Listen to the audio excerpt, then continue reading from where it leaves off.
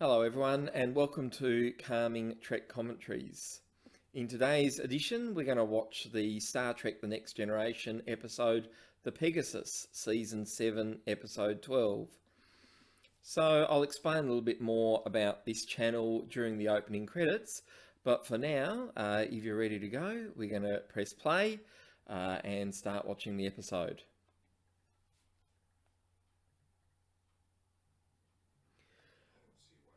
So we start here with the famous Captain Picard Day scene. This is the only scene in this episode that features Councillor Troy. So she makes way in this episode for Admiral Eric Pressman, the main antagonist in this episode, and he'll be sitting in her seat on the bridge for this episode. This story of the Pegasus is revisited in the Star Trek Enterprise finale, where Marina Sirtis guest stars, and it fleshes out a bit more of her role during this story. But it looks like they had quite a bit of fun making this scene, and I believe it was the children of some of the cast and crew that created some of the depictions of Captain Picard.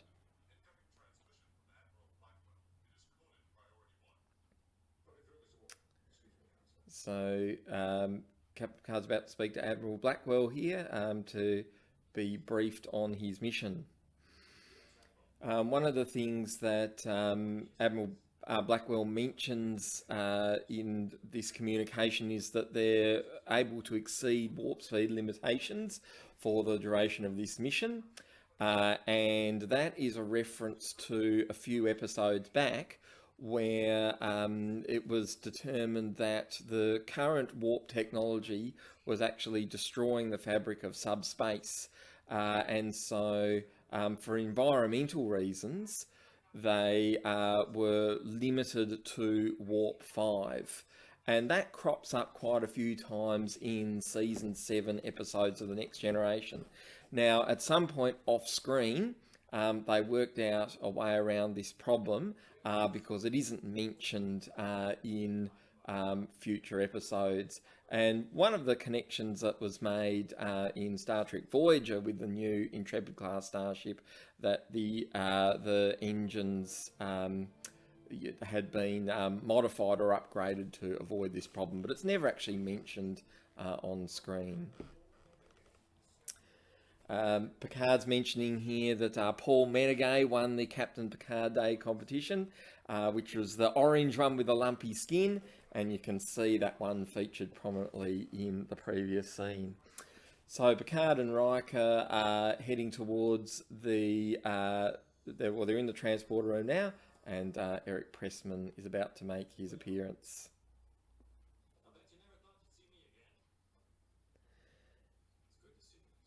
Now, the guest actor here has featured in a lot of other series, most notably Lost, and also in Jag. So any fans of Jag would recognise him as Admiral Boone, who appeared in several episodes. And he really makes this episode stand out as a classic, to have such a high quality guest actor in this episode. So now we're heading into the opening credits. Now, if you're watching this episode on Netflix, the temptation is now to press the skip button.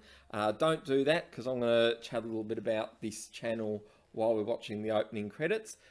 So just keep going through the episode so you don't get out of sync with the commentary. So, Calming Trek Commentaries is a channel primarily for serious Trek fans. So, people that are very, very familiar with the episodes that we're going to watch and would just like a new perspective while they're watching. So, it's designed so that you don't necessarily have to be watching the episode. Obviously, you can if you want to hear some of my insights while you're watching the episode. But it's just for, perhaps listening in the car or listening to something, before you go to bed, just to relax you, just to talk about your favourite TV show, Star Trek. So I'm going to be looking at different episodes across the Next Generation, the original series, Deep Space Nine and Voyager. I may get into Enterprise and some of the latest series as well, but I'm going to start with the traditional series, if you like. Happy for any comments down below this video. And you can also contact me directly at calmingtrekcommentaries@gmail.com if you would like to request an episode for me to make a commentary track. So we're back to the episode now. So Terry O'Quinn is the guest star as Admiral Pressman, and he's giving the briefing. So the original, when they were writing this episode, they were actually going to create a new class of starship that hadn't been seen before, and there were some drawings made up for this, but for budgetary reasons they decided to use the old model that they had of the Oberth class ship, which was originally the USS Grissom in Star Trek 3, The Search for Spock. So it's an episode written by Ronald D. Moore, so as soon as you see that, you know it's going to be one of the better episodes of The Next Generation.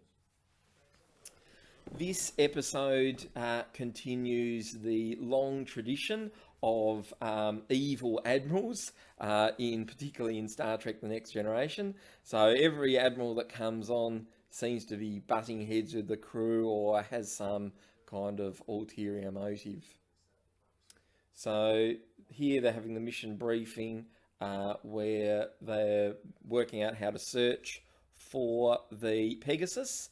And already you can tell that Pressman's being a bit cagey.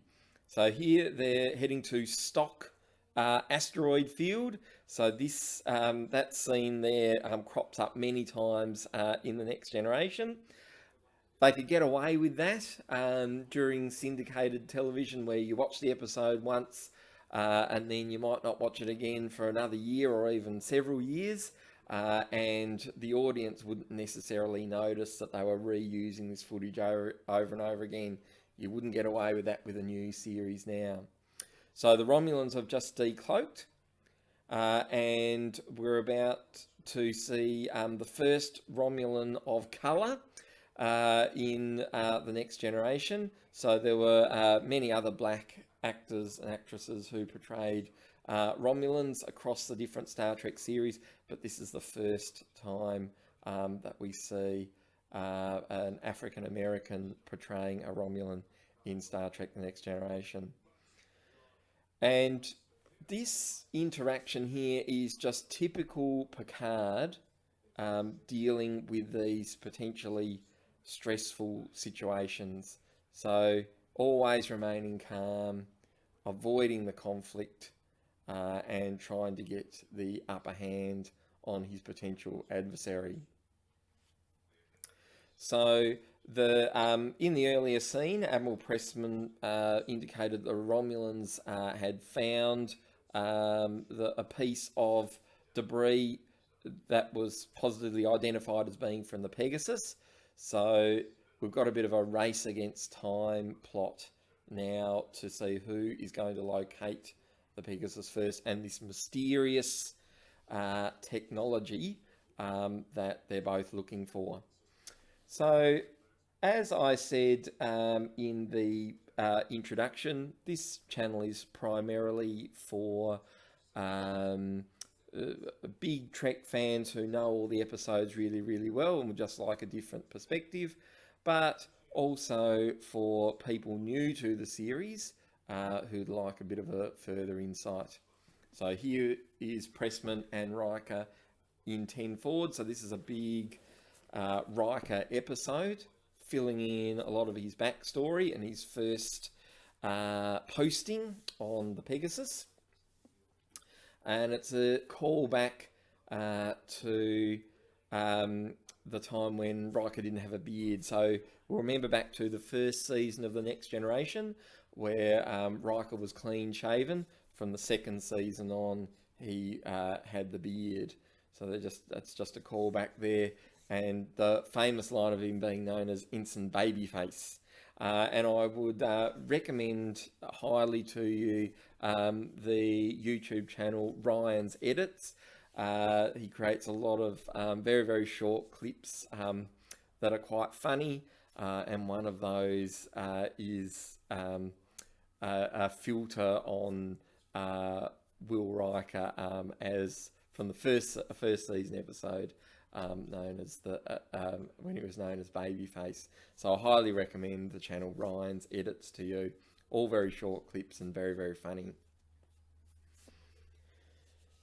So this is where in this scene here in 10.4, we're just getting this hint, very, very slowly unraveling about what really happened in the final moments of the Pegasus. So at this stage, Riker's still pretty on board with his former captain, but we learn a little bit more about the experimentation that was happening on the Pegasus, and that something isn't right.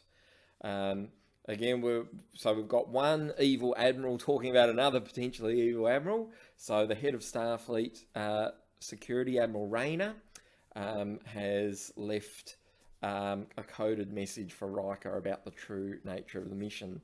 And the big crux of this scene is that Riker is being told that he can't even talk about it with Captain Picard. And Riker's not happy about that at all. So here we are back in generic asteroid field. And this is another key scene as well that fills in some of Riker's backstory. So Picard is telling Pressman about how he came to have Riker as his first officer. And he recalls the story of when Riker refused to let Captain DeSoto beam down during an emergency. And this story is recalled several times in The Next Generation. And it's a key difference between the original series Star Trek and The Next Generation.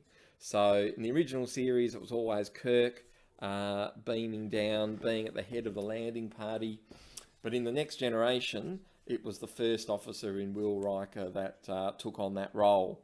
So it was Picard that mainly stayed on the ship in overall command of the mission.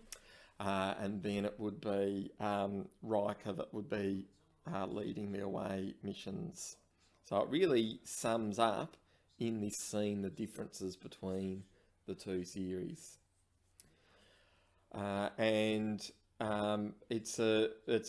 It's another scene that is really, really well acted. Okay, so having Terry O'Quinn guest starring in this episode really is a coup for The Next Generation. It elevates the whole episode, and there are several key dialogue scenes that really raise the tension, move the plot along, and really enhance the writing, which makes it a brilliant episode.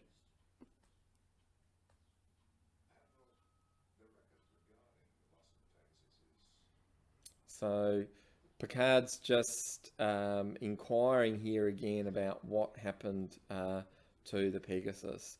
And I remember watching this episode for the first time. You really had no idea how this episode was going to unfold. But the tension that create and the mystery really makes this a great one to watch. And it's a really good episode, I think, too, for first time Next Generation viewers.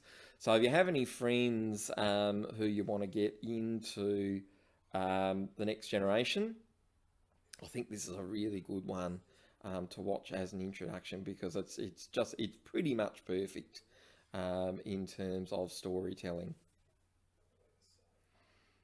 So here's one of the few scenes with Dr. Beverly Crusher in this episode. She's about to repair Riker's back left injury there. And I've come to appreciate Dr. Crusher and Councillor Troy episodes of The Next Generation as I've got older. When I first started watching The Next Generation when I was in primary school, quite often when you could see that it was going to be a Crusher or a Troy episode, you sort of thought, well, this is going to be boring. But I think that The Next Generation did have some issue with writing female characters. And there was probably one thing that was a deficit, if you like, with The Next Generation that they improved on greatly. Definitely with Deep Space Nine, and then also with Voyager as well. But in this series, we're going to have a look at particularly some Councillor Troy episodes, which I think are underappreciated. So we're back to the plot now. And they think they've found the Pegasus inside an asteroid.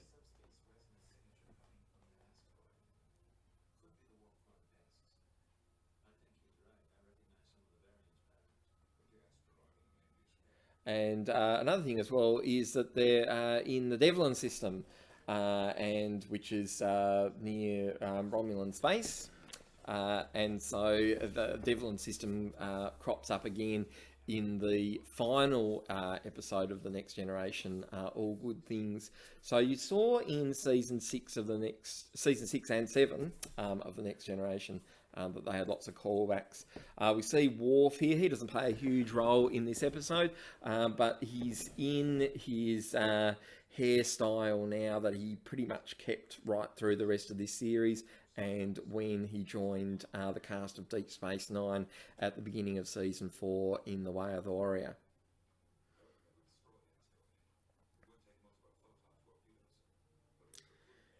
Now, we're about to come up to another one of these key dialogue scenes. So Riker is openly questioning Admiral Pressman here, and we're about to get a little bit more of the mystery revealed in terms of what's going on with the Pegasus. This is another good example of the crew working together to solve a problem. So we've got Geordi giving ideas, we've got Data giving ideas, and they eventually decide they're going to irradiate the asteroid to mask the Pegasus warp signature, so the Romulans can't detect it.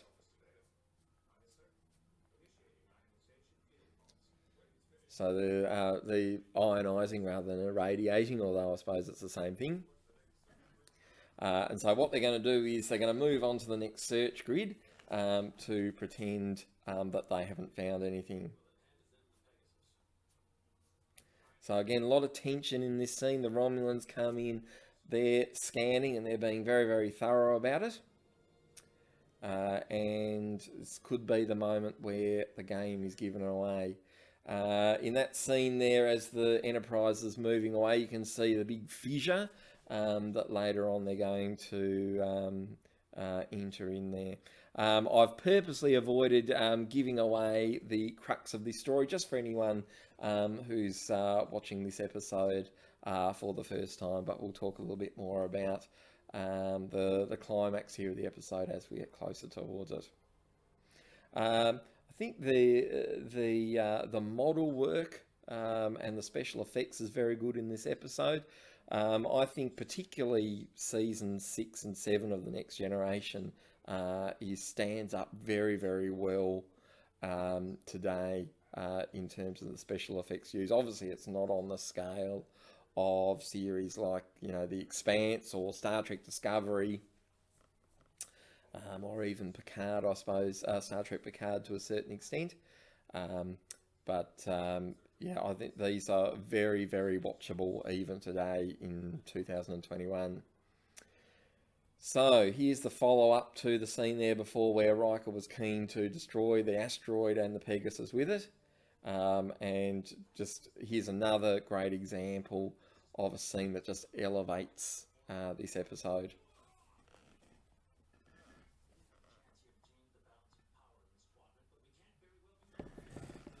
So Riker is starting to, assert himself now. He's the first officer of the flagship. He was initially, when Pressman's arrived, he was almost like he'd gone back to that first year out ensign with his old captain. But now he's standing up, and Pressman's realising that Riker's a different man to the one that he knew all those years ago.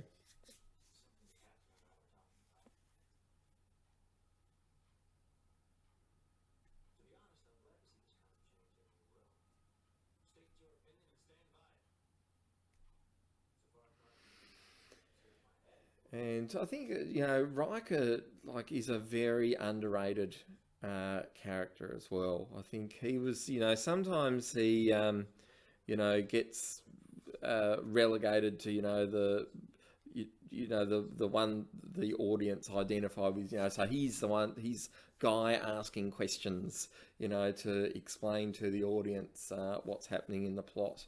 But the story arc of Riker across the Next Generation, I think, is really interesting. He was turning down commands for his own ship to stay on the Enterprise when Picard was assimilated by the Borg.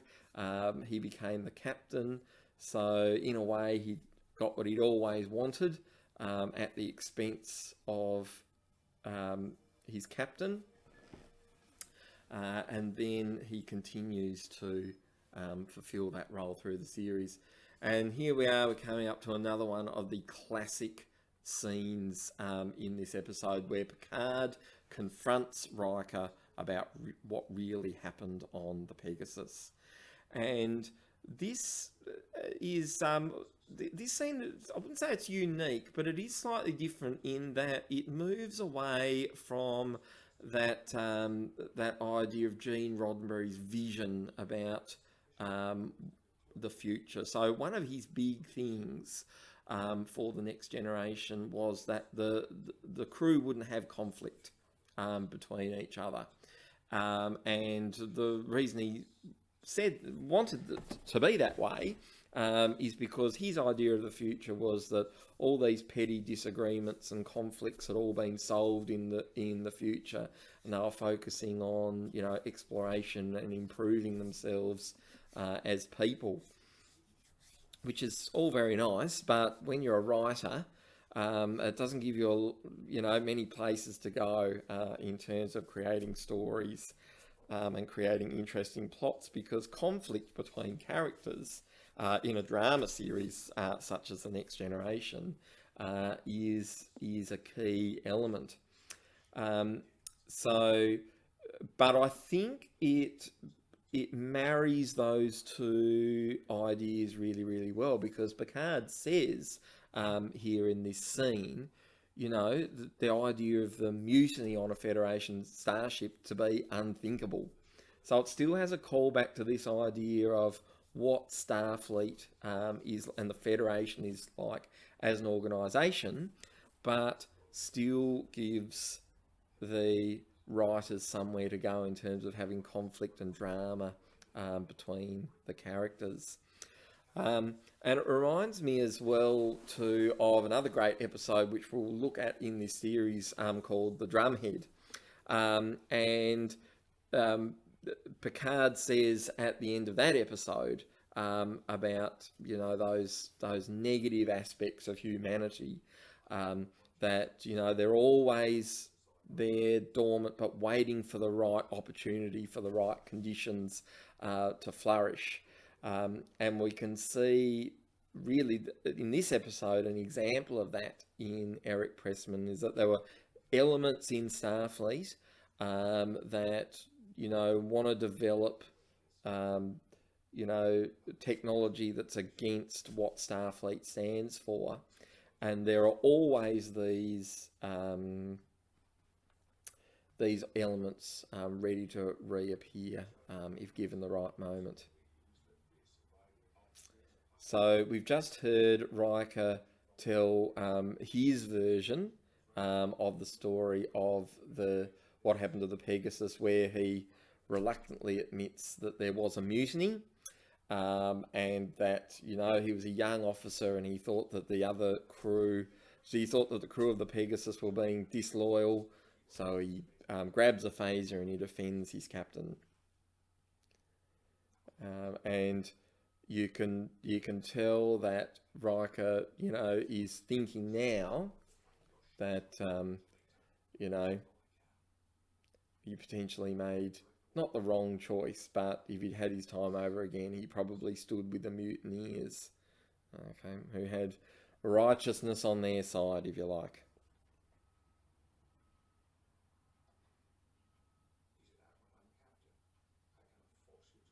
And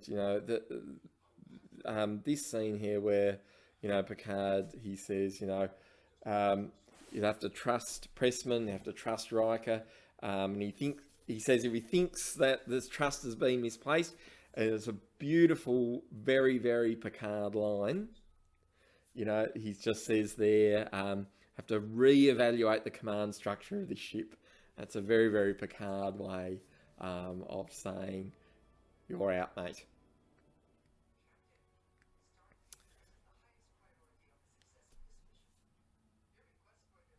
So we've got this very, very brief scene here where Picard's in contact with Admiral Blackwell, who you'll remember is the admiral that gave him the initial mission briefing at the beginning of the episode.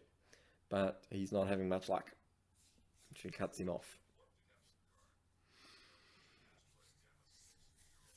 Okay, so we are approaching the climax of this episode. So they've plotted their search parameter to be back at the asteroid where they've found the what they believe is the Pegasus, and now they're working out how they're going to retrieve the Pegasus.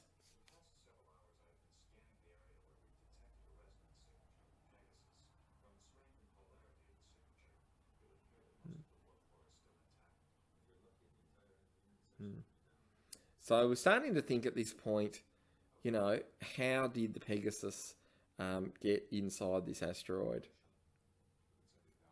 They start thinking about what might have floated into one of the fissures. But even watching this for the first time, 20 years ago, you were thinking there must be something more to it than that.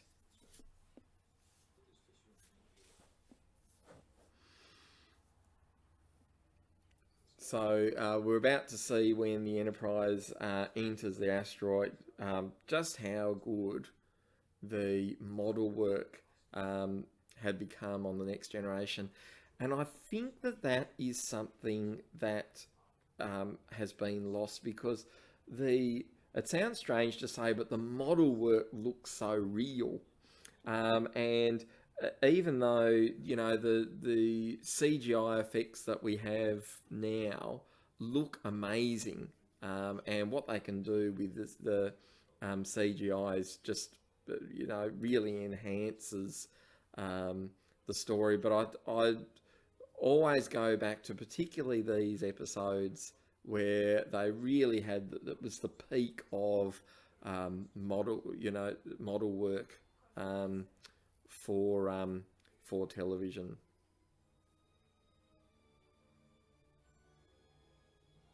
So yeah, and like the shadows, they're just it looks so authentic, and I think that's something that's been lost with the move to complete digitization. Yeah, like obviously using real rocks there. Yeah, it just looks great. And we're going to get the reveal in a moment of the Pegasus.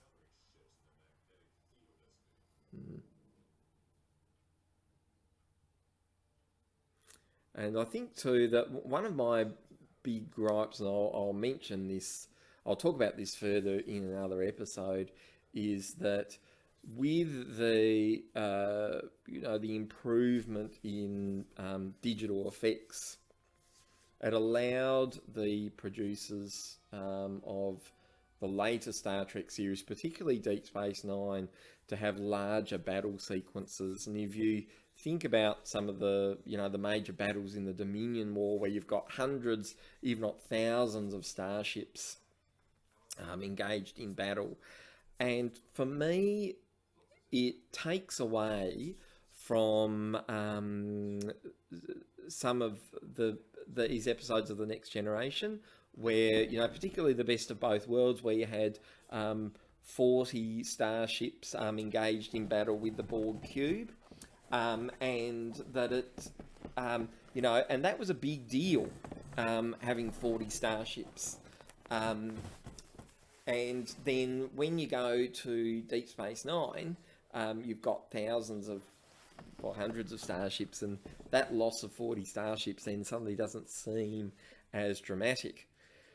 And if you go to an episode like Redemption, where it was a big deal for Picard to sort of scrape together 20 ships for his blockade, his Romulan blockade, and yeah, I just think that they couldn't show huge numbers of ships because of the technology, and when that changed, I think that took something away from those stories.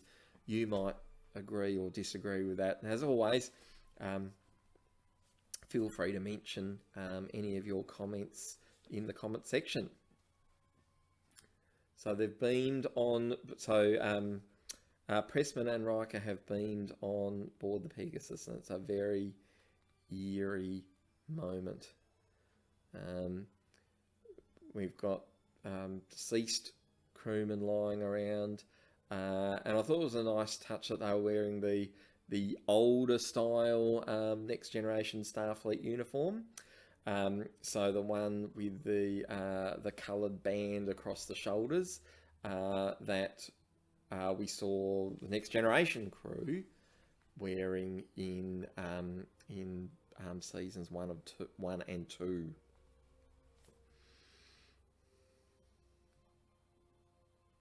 So they've finally found what they're looking for.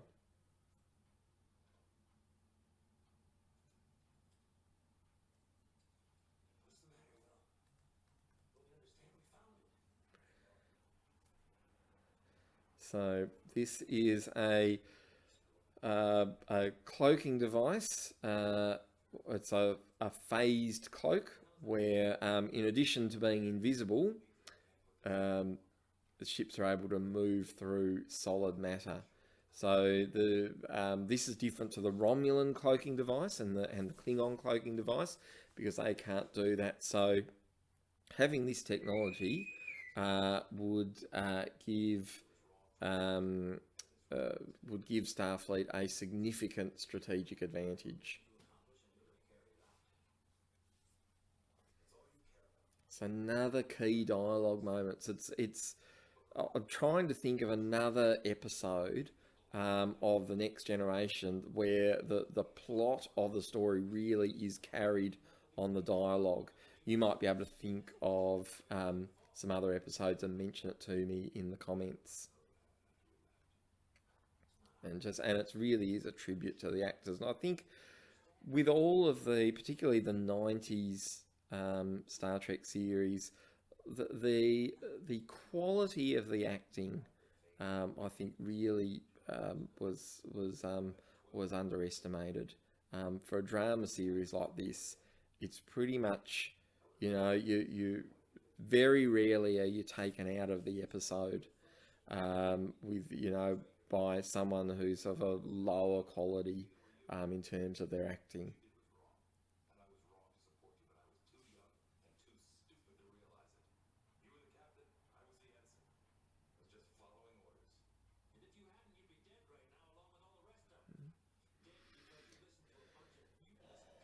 Yeah, so Pressman is really starting to show his true colours.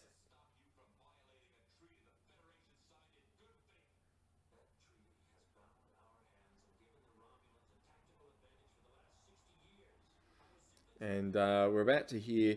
I'm not sure about whether it's the first time we're about to hear of the Treaty of Algeron. It certainly gets mentioned in other episodes and other series.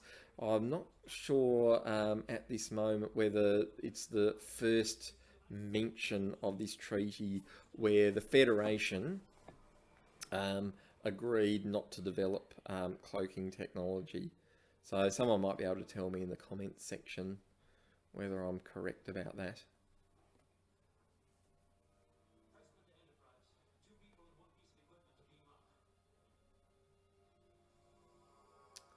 Alright, so we're about to find out that the Romulans have sealed them in.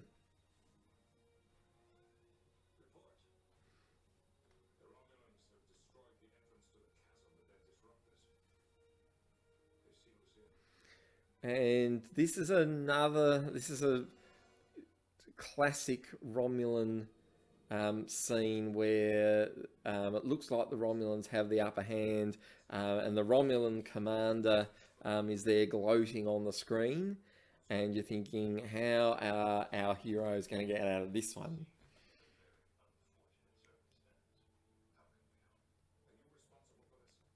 They always want to help the Romulans, don't they?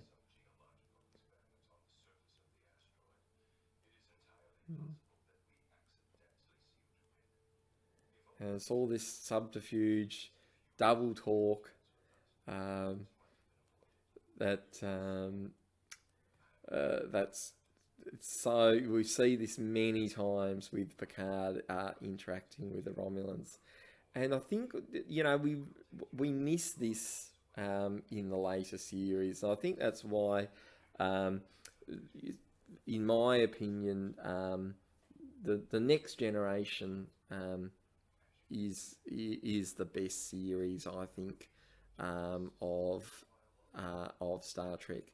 I love all the iterations of Star Trek, and I perhaps grew up more with Star Trek Deep Space Nine and Voyager, but going back to the next generation, and there are excellent episodes of all those series, but I think the next generation is the most consistent, particularly after from season 3 onwards, is the most consistent in terms of quality of all the Star Trek.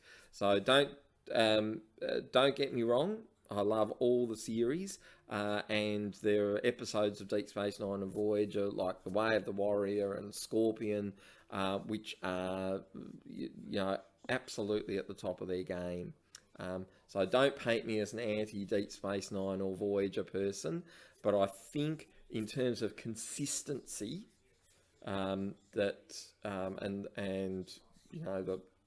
quality of acting of Patrick Stewart and the others really elevates the next generation. How many times do we see this as well? It's Worf's the one where he has there folding his arms. I'm certain he's done that before. I think most recently I watched the episode Conundrum, and I'm fairly sure there's a Worf arm folding moment in that episode too, where he's not asked to relieve Picard of command, and he chooses not to.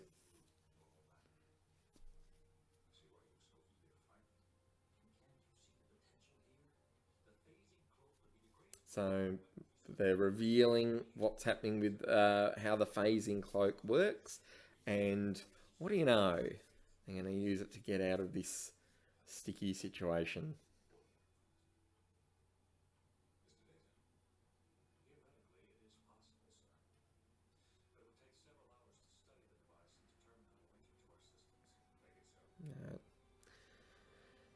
So they just get that line in there to say they can't link it up straight away. It's going to take several hours, and then we have a smash cut, and several hours have gone by.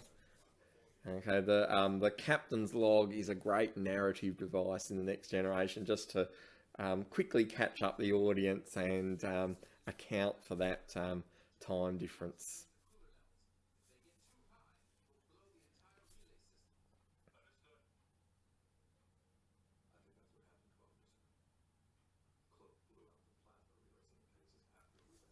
So just filling in a few loose ends here in the plot. How did the Pegasus come to be in the asteroid? And just getting all those things out of the way. This scene almost feels like it was a bit of it was an add-on scene when they had sat down in the writers' room and they had those few loose ends, those questions to answer. Let's put in a few lines of dialogue to fill in some of those gaps.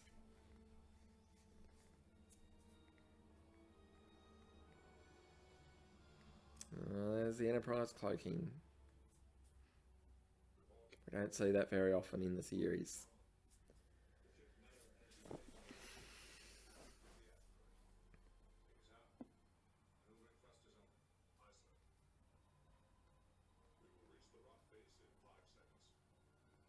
You go again, so like just great visual effects that really like keep you in the episode.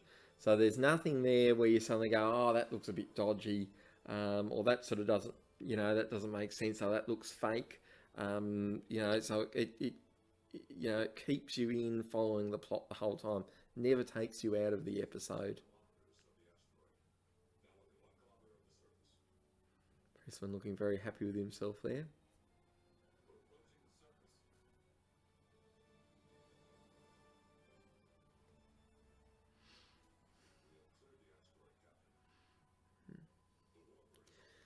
So there's one thing that sort of disappointed me here at the end is that we don't see Commander Cyril again. Um, that would have been interesting to actually see his reaction, but I suppose it's not crucial to the plot. Um, it's very packed this episode. So there's no B story. There's no extra parts apart from Captain Picard Day there at the very beginning of the episode. So I suppose there were some things that they'd written in that they weren't able to fit.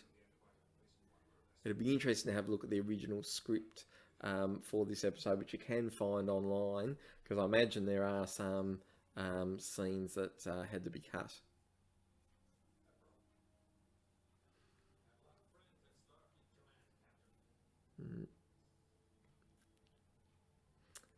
So we're about to see the brig of the Enterprise D again.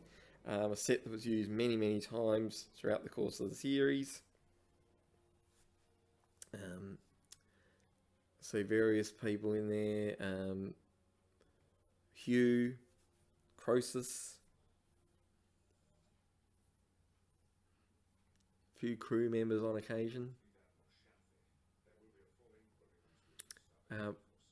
Fleet Admiral Shanti mentioned there, and Starbase 247. So Starbase 247 is a base that the Enterprise visits frequently. We only saw Fleet Admiral Shanti once, and that was in the two-parter Redemption, and she is the one that gives Picard permission to assemble his fleet to create the blockade to stop the Romulans from giving arms and support to the Klingons, to the Duras family during the Klingon Civil War. And this scene here between Picard and Riker, just very, very neatly, as tend to happen in the Next Generation, tie up the conflict element of this episode.